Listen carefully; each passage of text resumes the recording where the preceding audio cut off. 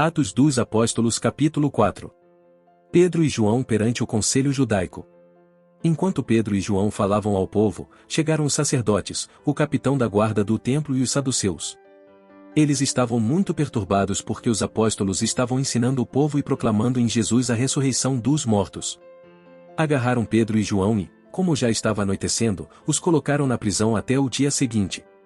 Mas muitos dos que tinham ouvido a mensagem creram, chegando o número dos homens que creram a perto de 5.000. No dia seguinte, as autoridades, os líderes religiosos e os mestres da lei reuniram-se em Jerusalém.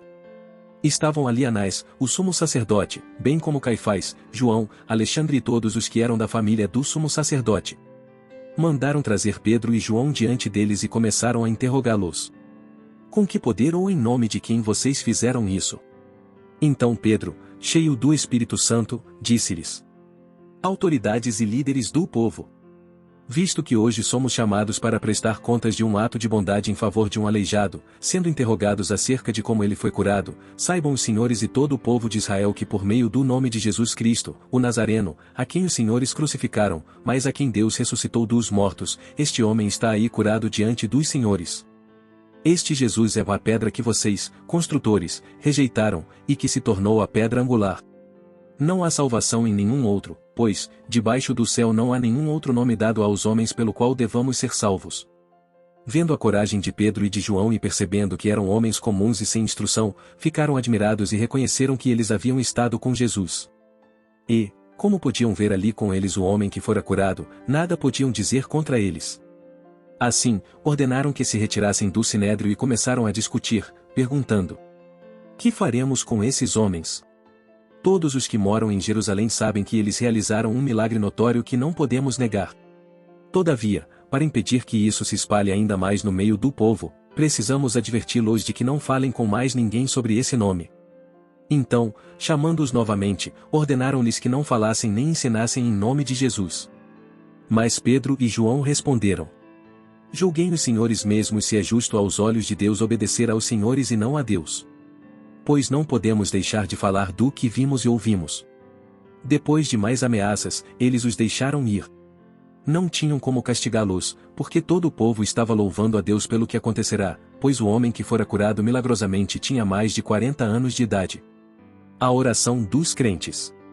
Quando foram soltos, Pedro e João voltaram para os seus companheiros e contaram tudo o que os chefes dos sacerdotes e os líderes religiosos lhes tinham dito. Ouvindo isso, levantaram juntos a voz a Deus, dizendo: ó soberano, tu fizeste os céus, a terra, o mar e tudo o que neles há. Tu falaste pelo Espírito Santo por boca do teu servo, nosso pai Davi. Por que se enfurecem as nações, e os povos conspiram em vão? Os reis da terra se levantam, e os governantes se reúnem contra o Senhor e contra o seu ungido. De fato, Herodes e Pôncio Pilatos reuniram-se com os gentios e com o povo de Israel nesta cidade, para conspirar contra o teu santo servo Jesus, a quem ungiste. Fizeram o que o teu poder e a tua vontade haviam decidido de antemão que acontecesse. Agora, Senhor, considera as ameaças deles e capacita os teus servos para anunciarem a tua palavra corajosamente. Estende a tua mão para curar e realizar sinais e maravilhas por meio do nome do teu santo servo Jesus. Depois de orarem, tremeu o lugar em que estavam reunidos, todos ficaram cheios do Espírito Santo e anunciavam corajosamente a palavra de Deus. Os crentes repartem os seus haveres. Da multidão dos que creram, uma era a mente e um o coração. Ninguém considerava unicamente sua coisa alguma que possuísse, mas compartilhavam tudo o que tinham. Com grande poder os apóstolos continuavam a testemunhar da ressurreição do Senhor Jesus, e grandiosa graça estava sobre todos eles.